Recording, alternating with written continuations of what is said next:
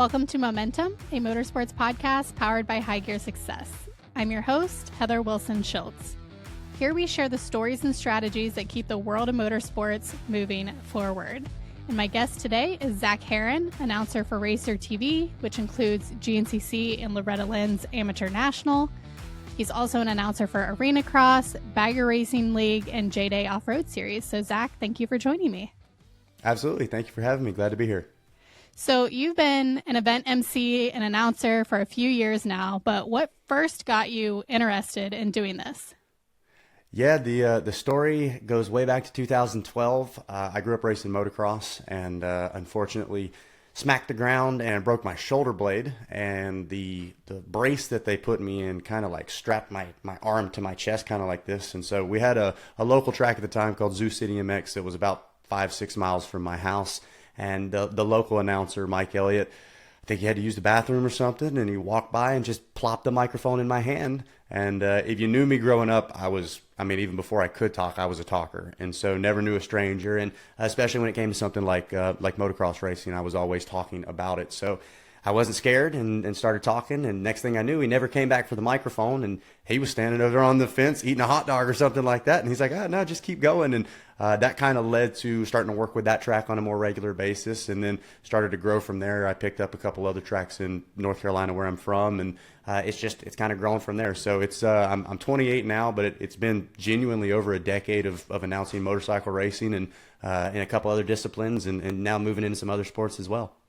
Awesome. And you were just at the season opener for the GNCC over the weekend, which was a real mutter from what I saw. So what can you kind of tell us about that weekend?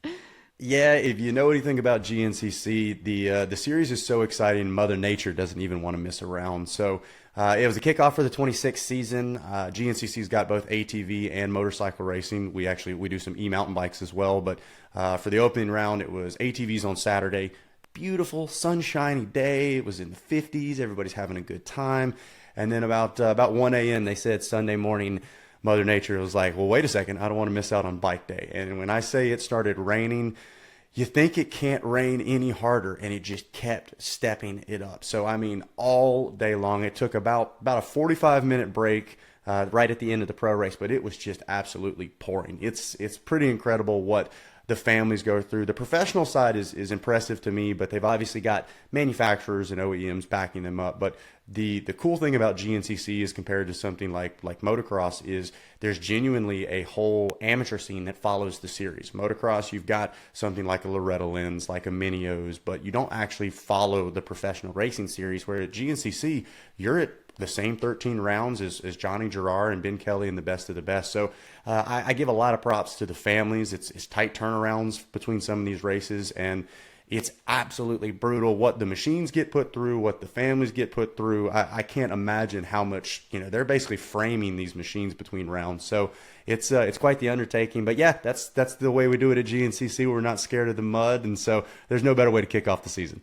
Yeah, when I get post-race photos from clients, from teams, it's always really difficult for me when it's a really muddy race to determine who the rider is in the photo, because you can't see the number plates, you can't see the gear, you can't see what color helmet.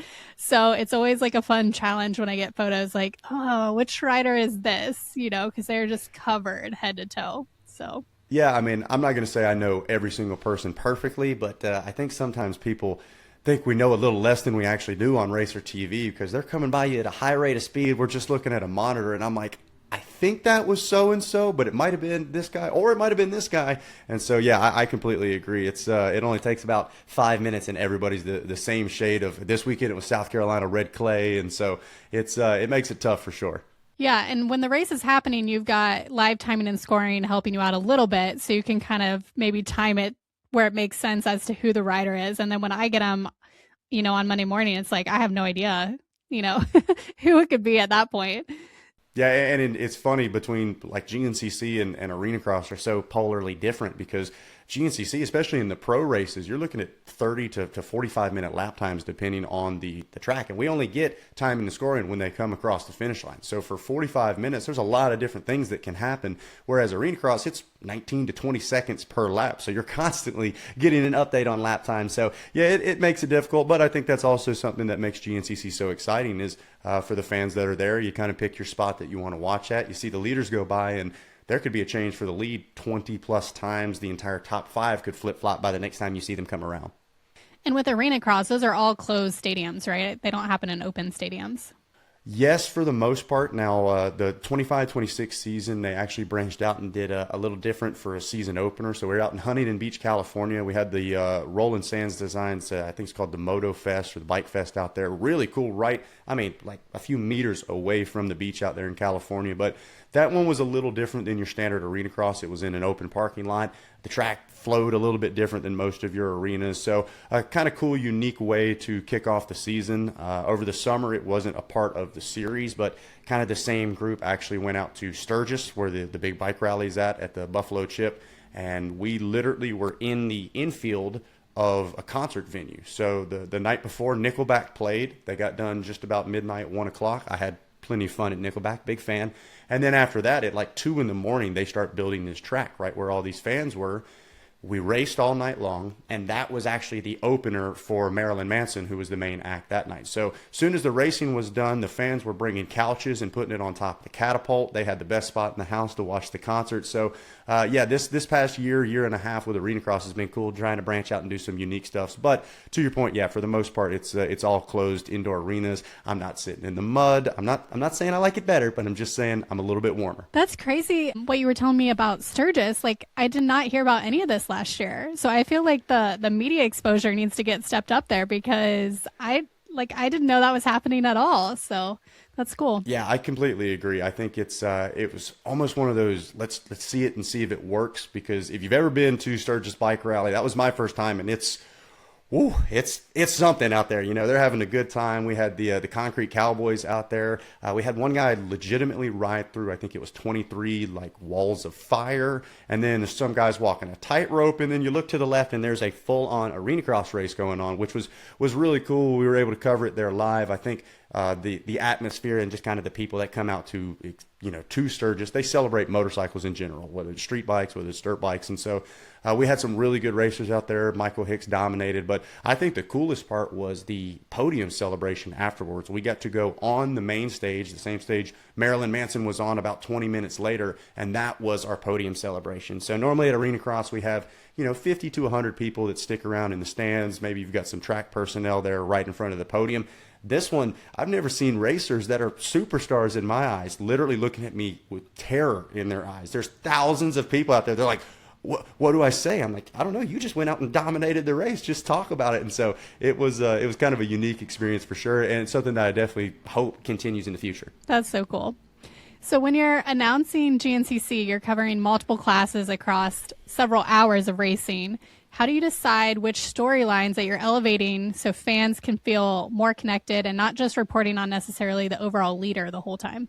I think the cool thing about the GNCC style of racing, like I talked about with your amateurs following the circuit, is this will be the start of my 4th year with GNCC, and you start to get connected to these families and these kids, and you learn a little more about the struggles. You start to follow a lot of them on social media, and I'm sure, as you know, that's the beauty of motorsports and racing in general. Everybody's got a story. Everybody's got a storyline. Somebody's coming back from injury. Somebody's doing something they've never done before. So-and-so has switched teams, and so I think it's honestly take your pick. It's like fishing in a barrel. There's so many different things to choose from. So round one, normally we talk a lot about, who's on different machines. And even for the little kids, we do the micro classes that are, as young as 4 years old, all the way up to I believe it's called the platinum class, 70 plus years old. And they're still out there racing. And so it's pretty cool. So we've got a couple of kids that have switched machines. Some kids that were full privateer. It's just them, mom and dad, and maybe a couple of buddies helping out in the pitting, and then they start to get some consistent podiums, grab some wins, and the next year they get picked up on an amateur program from one of the actual OEMs. So it is cool to watch these kids grow from the micro to the youth classes. They start to develop little personalities. I take a lot of pride in trying to make them comfortable on the podium, because I think in today's world with all the media exposure, if you can have a personality on a microphone, I think it's just as beneficial as being extremely fast on a machine. And so, and there's a lot of personality out at GNCC, I will say. It's a ton of fun, and they're not scared to let you know. Some of them love the mud, some of them not about it, and they'll tell you all about it. And so I think it's just really trying to connect with the families, connect with the kids, and listen to the stories that they tell, because like I said, they've always got something going on. There's been a lot of kids that have jumped up now to some of those pro ranks, and I think it makes it easy for us. There's plenty to choose from. Well, and I think starting the kids younger on the podium, interviews and stuff, they're only going to get better over time. So I think that's a great achievement for them to start so young and then just be kind of growing as they're growing in the sport. Yeah, I couldn't agree more. And I tell a lot of people, like this past year, I worked a lot with Yamaha at the Blue Crew Invitationals, which is something that is really cool that they do. It's a race reserved only for Yamaha and Blue Crew riders themselves, and so it's a little bit more of a family. Yes, there's competition, and you want to be the one that wins, but it is cool because it takes a little bit of the pressure off, and we're able to do an interview with the top 3 in every class, and even been able to work with some of the riders about, hey, my job is to make you look good. You did the hard part. You've already earned the podium spot. I'm not going to throw you any trick questions. I don't want you to be scared of me, because even in some of the pro ranks, I still see, young athletes that are intimidated to get up there and talk openly, and especially when things don't go the way they want. They think we're going to try to make them look bad, and that's not what I'm out to do. I'll ask the hard questions, especially once you become a professional athlete, but as you're growing up, I think the exposure and the repeated action of being on the podium is great. And even at those invitationals, I tell kids all the time, look, I know you're practicing starts, I know you're practicing corners and jumps and scrubs on the way to and from the track. Why aren't we practicing interviews? You shouldn't be reading off that list of sponsors, you're looking down at your paper. Practice, mom and dad, and I point at them a lot as well. Hey, get those repetitions out there as well, because that's just as much what our manufacturers and our personnel in the industry are looking at as anything else. I joke all the time, everyone else is the number one sponsor thanked on the podium, because it never fails. They get nervous, they start stuttering a little bit, and they just go, and everyone else, thank you. And, and everyone else isn't somebody. So these companies, whether they're giving you gas, whether they're giving you tear-offs, whatever it is, even just showing support at all, they're waiting for that thank you, and they deserve that thank you. So I encourage people and moms and dads for the younger athletes to get those repetitions, practice the interviews just like you're practicing the craft of racing. I think that's great advice for any age, so that's perfect. Can you walk us through a typical day on the mic for GNCC versus Arenacross, and do you prepare differently since the pacing and the environments are obviously pretty different? Yeah, absolutely. I think each different discipline of racing and different series that I work for has a different feel to it, and so you got to approach them differently. Here in 2026, Mikey Waynes, who I know you talked to not too long ago, has stepped away, and so I think our roles have kind of changed a little bit as far as the duration that we're on the mic. But at a day at GNCC, we start bright and early, so at 8 a.m., that's the first race of the day. On Saturday, it's the micros, so that is the youngest classes that we have, and those races, the youngest kids are racing 30 minutes in GNCC. So think about that. Your pro national motocross races are doing 30. That's what our kids are doing at GNCC. So we'll have our ATV kids first. They go out. Then our bike kids. That's usually the only bikes that race on Saturday. 2 30-minute races. And then pretty much immediately once we get the last rider off, we've got our ATV youth class sitting on the line. That's an hour-long race. And so we're shifting gears. And we kind of alternate between who's doing the race call, who's doing podiums. But then we do the hour-long youth race. We've got those podiums after that. And then we go to the amateur race, which features our WXC class, our women's pro class, and then an ATV's the 4x4 pro class, the big 1,000-pound machines. They sound like freight trains coming through. And so that's a 2-hour-long race. And then our pro ATV race is 2 hours as well. And that's just Saturday. And then Sunday, we knock a couple wheels off. First thing in the morning is the youth bike race. It's an hour and a half. And on the bike side of things, that youth division especially, that's where you're really starting to see these kids get support from manufacturers. They're taking it just as serious as some of our pros are out there. They're on a training program. They've got the diet dialed in. And so we give them a lot of props on that. And then after that is the AM race with, once again, WXC kind of being the featured class. 2-hour-long race. And then our bike pro race, which is what's featured on Racer TV, is 3 hours long. So throughout the morning up until the AM amateur race, that is all there live on site. You guys can actually go online and hear the audio of the call, but it's not shown on racertv.com as far as the cameras. And then after that, things adjust a little bit for the pro race. We get our camera operators out there. Rather than sitting at the finish line solely relying on timing and scoring, I get to go into the Racer TV truck and actually get to use the cameras out there to my advantage. So all morning long, I see you for 20 seconds when you check in, and then I'm just seeing what happens. I'll get some reports from photographers. Some team members will communicate with us if they hear somebody went down. But the pro race is my favorite part because, for the most part, it's my first opportunity to see different points on the trail. And we like covering the race as good as possible. And so we get as many different camera shots as we can. In the last few years, we've introduced drone as well, which I think is super beneficial. So the pro race, we get a little better idea as to what's going on. 2 hours for the ATVs, 3 hours for the bikes. And then after that, we're doing podium celebrations, popping bottles, champagne showers, and that's a weekend at GNCC. Arenacross, a little bit different. The amateurs on a separate day from the pro races. So at Arenacross, usually if it's a single event, it'll be on either Friday or Saturday night. For the most part, this year we've kind of moved things around as far as the way qualifying works. We'll get to the track. Track walk will be a little bit before noon. We'll talk a little bit with some of the riders. Danny Stu and some of our media guys will have interviews already set out depending on what the storylines look like. So we try to get a lot of that taken care of before the guys ever throw their gear on. I never try to miss a qualifying session because, A, there's always some kind of drama going on. Everybody's competing for that top spot. We got rid of free practice this year, so right from the first gate drop, these guys have got to be giving it their all. So we've got 2 qualifying sessions, a little bit of downtime. If something happened, we'll try to talk to some of the riders. And then my role a little different for Arenacross because I am the voice of Arenacross on site. So I am the only broadcaster there in person, but I also am able to work with the Racer Network and Ride TV broadcast as well. So doing a little bit of multiple hat wearing, but switching mics back and forth between what we're doing solely for the broadcast versus what we're doing live, which is fun for me. I'm a bit of a showman. I'm a musician as well, so I always like getting to hype the crowd up. I've sang the national anthem a few times to get opening ceremonies kicked off, but it's electrifying. I grew up in Asheboro, North Carolina, which is about 20 minutes from Greensboro, which featured a lot of Arenacrosses throughout the years. So I've probably been to more Arenacrosses than I have Supercrosses in my life. So anytime you can get the crowd going and we see the little kids out there, they're waving the checkered flags. That's what it's all about for me. It's all about sparking that passion, and that's how the obsession gets started. So we get the pro race going. It's so fun, opening ceremonies. The racing is, like I said, blink and you're missing half a lap. These guys are the best of the best. They're going back and forth, and a split second you can miss 2 or 3 passes.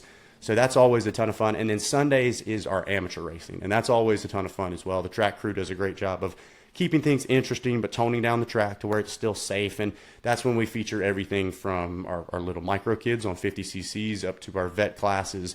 And things a little different with that. Obviously, we don't know the riders quite as well. So that's a little more like we do an amateur national or a local amateur race where we're talking more about what's happening on the track. But coming up, we've got our season finale this weekend in Guthrie, Oklahoma. And that's going to be unique because we'll have pro racing on Friday, but we've also got our Arenacross Amateur Nationals. So that's going to be kind of the best of the best. The kids that have come to some of our other rounds throughout the season have qualified for this, and that's where we really get the tip of the iceberg as far as the amateur Arenacross scene. So I'm excited for that. I always love to kind of see who's the next one coming up. It's a different style of racing between motocross and Arenacross. So some of the kids that maybe you don't talk about as much outdoors, maybe you're going to shine a little bit more indoors. So it's racing. You never know what you're going to get no matter what series you're doing. Yeah, kind of wrapping up one season and stepping right into another. So never time for a break. Absolutely. And that's the way I'd like it. I think it's, I get lonesome, I miss racing. And so it's been nice been my second year with Arenacross, which takes care of a lot of the winter months. And then, about February or so, we kick it into high gear. We've got GNCC kicking off this season. I'll be working with the J-Day off-road crew as well, which I'm really excited about. That's going to be shown on Racer TV, GPTV, and I think that's going to catch a lot of people by surprise as far as how entertaining it really can be. So, I like to keep the plate full and stay busy for sure. So in addition to describing the action, you're also shaping the way that fans are experiencing it. So you can definitely influence how a rider's reputation or personality is perceived. Does that impact the way you say things or how you talk about a certain rider? It does, but at the same time, I feel like, especially in the professional ranks, our obligation is to call things like they are, right? And so we're not out here to make anybody look extra good or make them look extra bad, but at the same time, we don't want anybody to be hated. Last season at FIM North America Arenacross especially, we had Vince Friese, who I think is a name that has a lot of reputation in the sport. And, you know, I think that we did a good job of showing, hey, Vince is an aggressive rider, but he's not ashamed of that. He embraces that riding style, and it fits the style of Arenacross. And I'll be the first to say, I've never heard boos like that. You know, Vince is not necessarily loved by a lot of people, especially at the start of the season, but Vince does a great job of, you know, saying, hey, I'm here to race. I'm a competitor. I want to win. And that's exactly what he did. He continued to execute good starts, and a lot of the Vince Friese reputation wasn't necessary. He went out and executed a solid ride to where by the end of the year when he wrapped up that title, I genuinely think he had a fair amount of new fans. There was a lot of applause, and it was a title that was earned. So to your point, yes, I know that we've got a lot of ability to kind of persuade and alter perception, but I think a big part of that is what the riders want to do. You know, we have had a great battle between Ryan Brees and Cole Thompson this season. They got into it. There was a little bit of chit-chat back and forth, and we don't shy away from the drama. I don't think we should. I think that is something that makes racing entertaining. Is it's a passionate sport. We've got adrenaline through the roof. We're out there risking life and limb, and when guys get together, when they feel like somebody does them wrong, they're going to let each other know. And I think that's something that the fans should experience. I don't like showing these riders as robots. They're just going through the motions, and especially off the machine, going back to that personality. That's what the fans crave. That's what I craved growing up as well. You know, my favorite rider of all time growing up was Travis Pastrana. That guy's got more personality than he knows what to do with, you know. And then you take a look at Adam Cianciarulo now. If you'd show somebody a video of Adam at 8 years old chatting it up and say, hey, that guy's a commentator for the sport now, I don't think anybody would be surprised. And so I think it's, giving the riders an opportunity to say how they feel. And some of them say, hey, you know, somebody's got to play the bad guy. So if it's got to be me, it's got to be me. Well, and I love the riders embracing their personality, because I feel like for a while, the sport was kind of just like stale and like sterile, and everybody was like very uptight and professional. And I think a lot of that comes probably at the manufacturer level, that they want these representatives to be a certain way. But it got to the point where like people couldn't even be themselves and they couldn't have the personality. I think we've kind of swung back a little bit, and there is more personality inflected into stuff, and the manufacturers have realized like it can be a good thing to have them be so individual and showing that personality. Absolutely. I think it's necessary, and I think the manufacturers are starting to realize that as well. I think social media, I'm not going to say it's all good things, but I do think it's provided that realization of, wow, the fans actually appreciate who these people are off the motorcycles as well. And I completely agree. I think there was a time frame where the riders were encouraged to don't say how you feel, get up there, say it was a good race, thank your sponsors. That's all you need to do for an interview. And while I do think, you know, giving appreciation and thanks is important, and I don't think, I think there is a line between whining on the podium and, you know, trying to make excuses and stuff like that. But I think showing frustration, showing passion, showing how much these riders care. I mean, you think about what a professional athlete has to go through day in and day out. We see them, you know, 1 to 2 days out of the week, but it's a 7-day, 365 type job. And these guys, you eat the right things, you train in the gym, you train on the machines.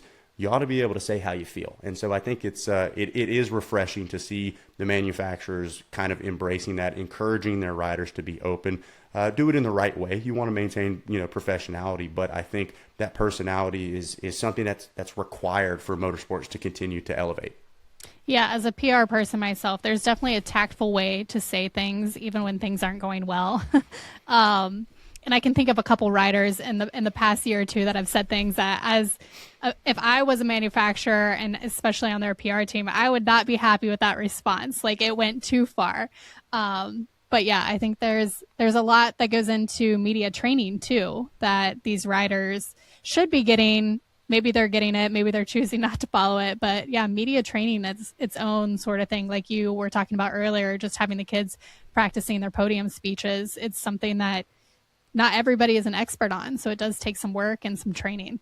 And I think it's one of those things where what this person may feel is right. This person may feel is a little too far. And so I think being able to work with your teams and have that open communication as well. I feel like, going back to your point to where the industry was, it was kind of like this stonewalling of like the riders maybe wanting to say this, maybe wanting to say, hey, I'm not feeling 100% on the machine. And I think the manufacturers and teams have to understand they're not saying that the machine is bad. They're just saying they haven't got it 100% comfortable yet. So I think the teams starting to realize this a little bit more, work on it, and going back to even a youth and amateur side of things, repetition. You get good at what you do over and over again. And if there's ever a time to make a mistake and say the wrong thing, it's when you're a kid up on the podium and you're learning. You know, when you're just starting to have those relationships with manufacturers, to where now, like I said, we've got some super mini riders, 125 riders, that they give arguably better interviews, or just as good as our top professionals, because they've had the time on the podium. They've talked about things. They know, okay, yes, this didn't go like I wanted, but I can't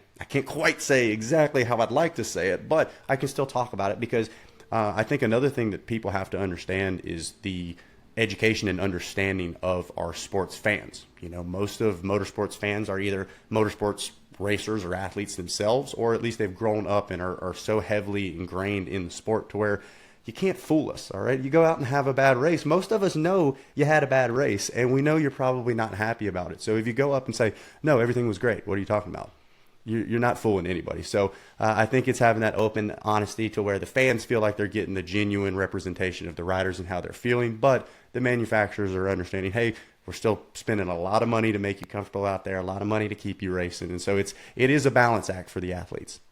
You have also likely had a front row seat to some very emotional moments in racing. So was there a moment that you can recall where you had to kind of manage your own emotions while still delivering that call?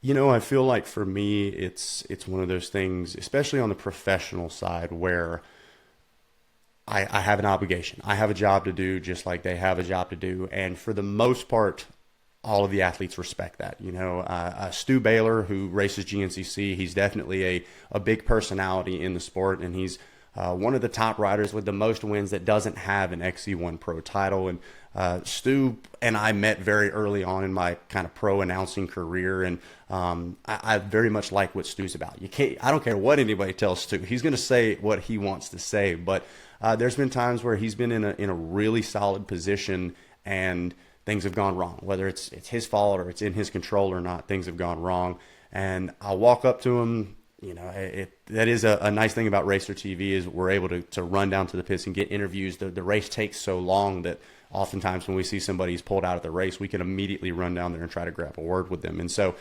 I'm not the kind of person to always be like, can I get an interview with you? I'm going to be like, hey, can we get an interview now, or do you need a few minutes? I want to respect you. I understand the adrenaline's high. You've put a lot into this, and things just fell apart.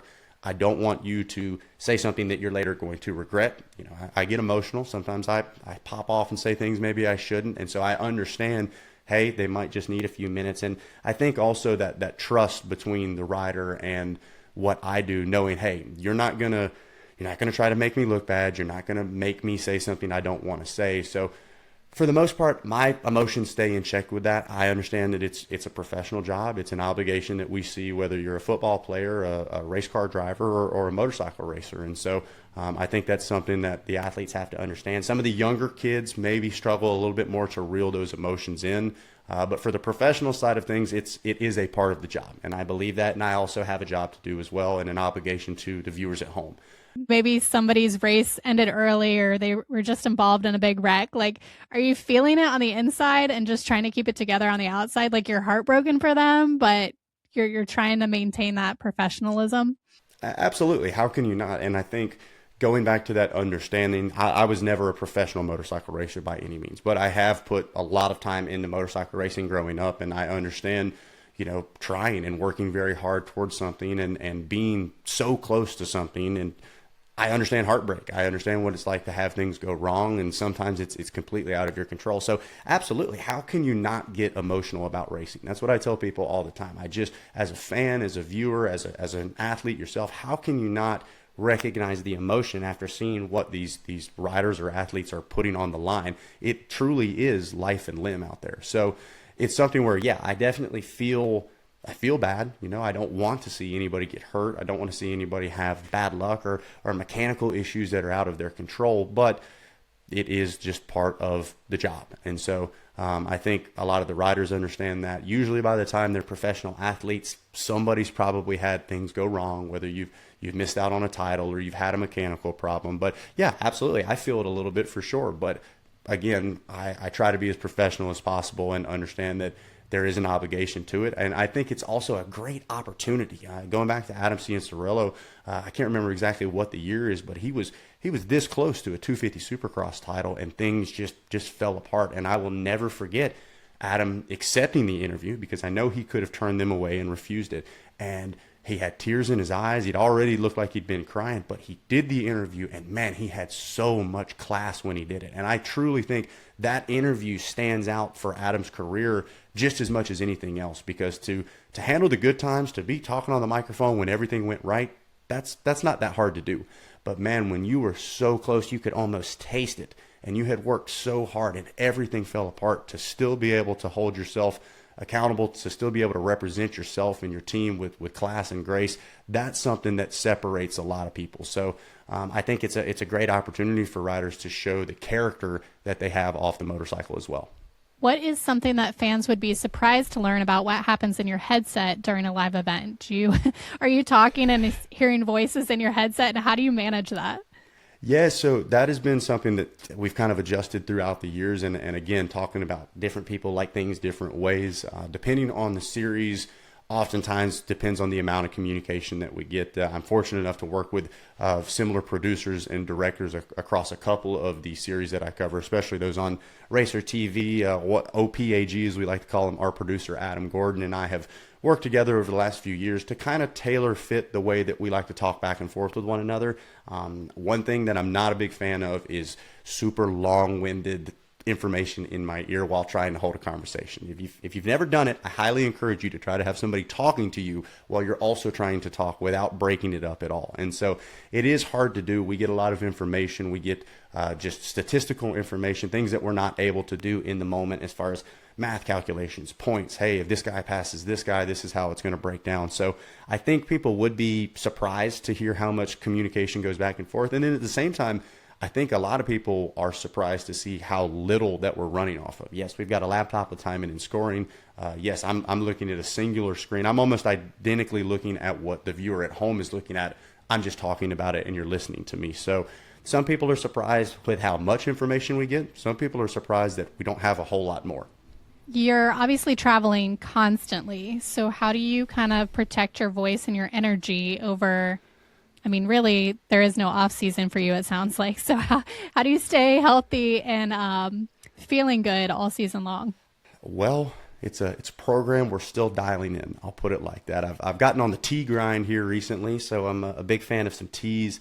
But I think just trying to take care of yourself. I still try to stay active, still try to stay athletic as much as I can. But I think a big part of it is, taking care of yourself. The simple cliche things, washing your hands, trying to make sure that you're trying to avoid as many just super germy situations as possible. I'm driving to a fair amount of them, but now that I'm starting to fly a lot more, airports are crazy, as we all know. So as far as the voice side of things goes, I'd like to thank my sponsors, Hall's Cough Drops, Honey, but it's simple little things like that where, maybe a little pre-preparation can save you on the back end. We talked about the difference between the different series where when I'm on Racer TV with GNCC, I'm almost talking like this. I'm very analytical. There's not a ton of fluctuation between my voice, but when I'm out there, especially on site in Arenacross, I am yelling, I'm hooting and hollering. Sometimes I surprise myself with the things that I'm saying on the mic out there because that's what it's all about. It's a spectacle as much as it is a race itself. But it's just simple little things, trying to know yourself as well. Like I said, I've grown up not only announcing but being a musician as well. So singing a lot, you kind of learn, hey, my voice is starting to go away, and a big part of it is understanding like the duration of the race, duration of the weekend, and how much do I really need to push. Yes, there's a time you need to yell, but there's also, you don't need to be screaming the entire time as well. So, well, it's like you're kind of pacing yourself just like a racer has to pace himself in a race. Like you don't want to go too hard at the beginning because you've got to make it to the finish line. Oh yeah, absolutely. I mean, you think about the Loretta Lynn's Amateur National, that is 10 plus hours of announcing, almost an entire week, 5 to 6 days of it. And it is, Loretta's is one of my favorite events that I do all year long. I was lucky enough to race it in 2015, and it is a spectacle in the motocross world unlike anything else. But so it's hard when the first bikes are on track, it's practice day, or even motos ones, we're fired up in the tower. And I got to remind myself, hey, we got 30-something motos and 3 of them per class. Let's make sure we've got the same level of excitement on Friday and Saturday that we do on Monday and Tuesday. So yeah, it is something that you've got to learn with time. And some commentators are able to just absolutely scream their heads off all day long. And I'm trying to figure out how they're doing it because it's impressive to me. But yeah, you definitely got to know yourself, know your body, and know what you're capable of doing over a long period of time.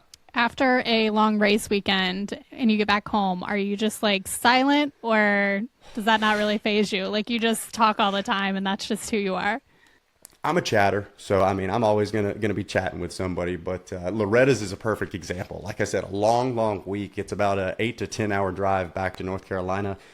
I don't listen to a podcast, no radio. I'll do a quick call home, let mom and dad know I'm on the way, I'm safe, everything was great, and then I am silent. And it's not even that like I don't want to talk to save my voice. I'm sick of hearing myself. I've been talking all day long, and so yeah, it's definitely a little bit of a reset period.